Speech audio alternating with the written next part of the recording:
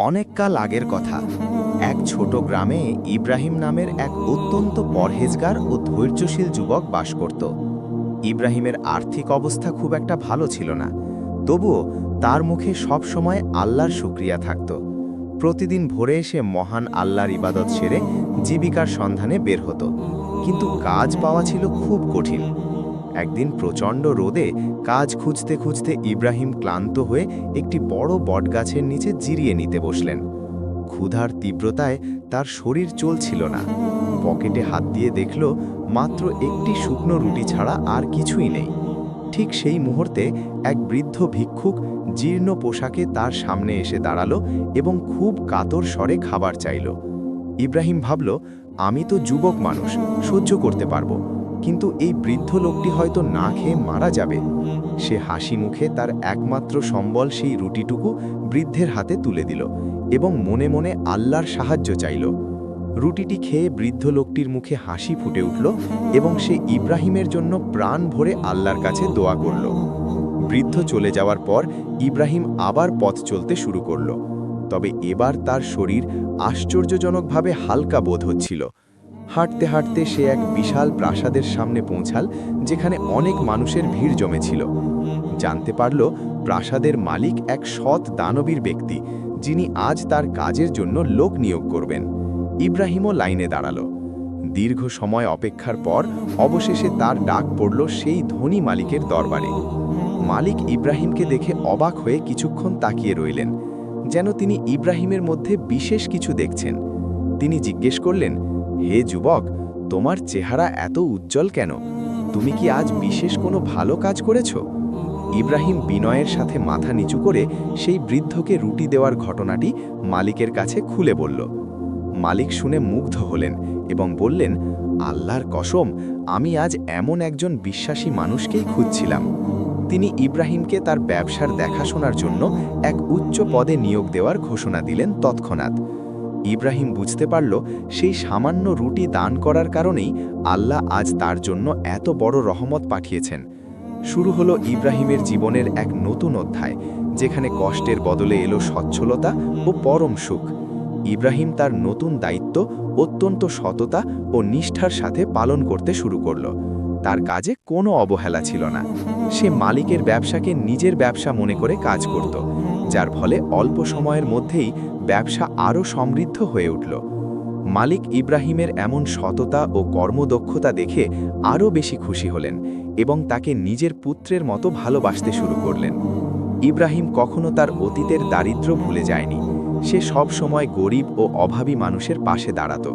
সে তার রোজগারের একটা অংশ আল্লাহর পথে দান করত এবং গ্রামের মসজিদ ও মাদ্রাসার উন্নয়নে ব্যয় করত। তার দানের ফলে গ্রামের অনেক পরিবারে সচ্ছলতা ফিরে এসেছিল এবং বহু শিশু শিক্ষার আলো পেয়েছিল।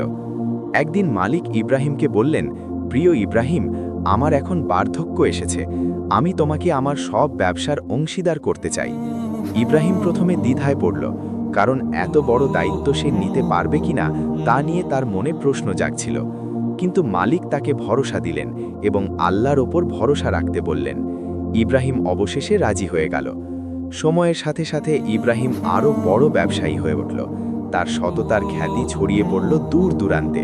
কিন্তু এত অর্থ ও প্রতিপত্তির মাঝেও ইব্রাহিম কখনো অহংকারী হয়নি। তার বিনয় ও ধার্মিকতা ছিল আগের মতোই।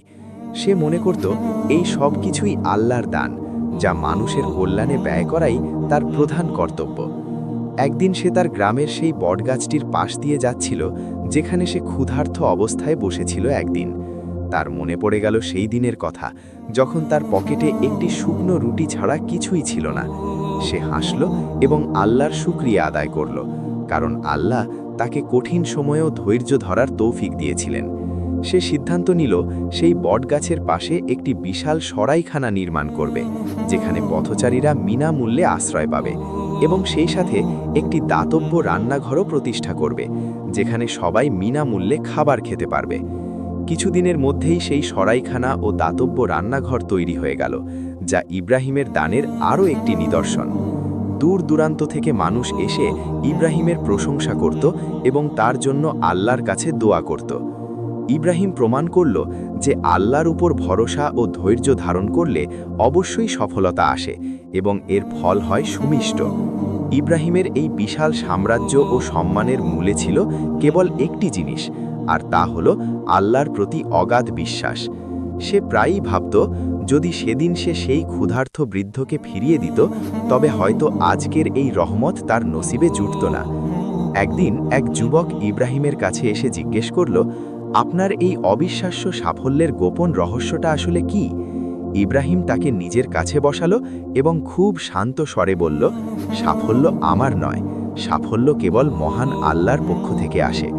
সে আরও বলল, তুমি যদি আল্লাহর সৃষ্টিকে ভালোবাসো এবং তাদের বিপদে পাশে দাঁড়াও, তবে আল্লাহও তোমার পথ সহজ করে দেবেন।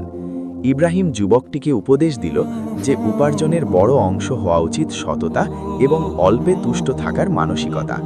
সেই যুবক ইব্রাহিমের কথা শুনে অনুপ্রাণিত হল এবং নিজের জীবনেও সেই শিক্ষাগুলো প্রয়োগ করার প্রতিজ্ঞা করল। এভাবে ইব্রাহিম শুধু অর্থ দিয়েই নয়, বরং তার সুন্দর নৈতিকতা ও জ্ঞান দিয়েও মানুষের সেবা করে যেতে থাকলেন। বৃদ্ধ বয়সেও ইব্রাহিম একইভাবে ইবাদত ও জনকল্যাণে নিজেকে নিয়োজিত রেখেছিলেন। তার ক্লান্তি ছিল না। তিনি জানতেন, দুনিয়ার এই সম্পদ একদিন শেষ হয়ে যাবে, কিন্তু মানুষের দোয়া আর নেক আমলই সাথে থাকবে। একদিন গভীর রাতে ইব্রাহিম মহান আল্লাহর কাছে মোনাজাত করছিলেন। তার চোখ দিয়ে অঝরে জল ঝরছিল। তিনি বলছিলেন, হে দয়াময় প্রভু, তুমি আমাকে যা দিয়েছ তার যোগ্য আমি ছিলাম না, আমাকে কবুল করে নাও। সেই রাতেই ইব্রাহিম পরম শান্তিতে শেষ নিঃশ্বাস ত্যাগ করলেন। সারা গ্রামে শোকের ছায়া নেমে এলো। হাজার হাজার মানুষ তার জানাজায় শরিক হলো এবং তার অসামান্য অবদানের কথা স্মরণ করে কাঁদতে লাগল। ইব্রাহিম চলে গেলেও তার তৈরি করা সরাইখানা, মসজিদ ও মাদ্রাসাগুলো আজও তার হয়ে সাক্ষী দিচ্ছে। মানুষ আজও সেই বটগাছটির নিচে বসে গল্প করে, কিভাবে একটি টুকরো রুটি বদলে দিয়েছিল একজনের জীবন।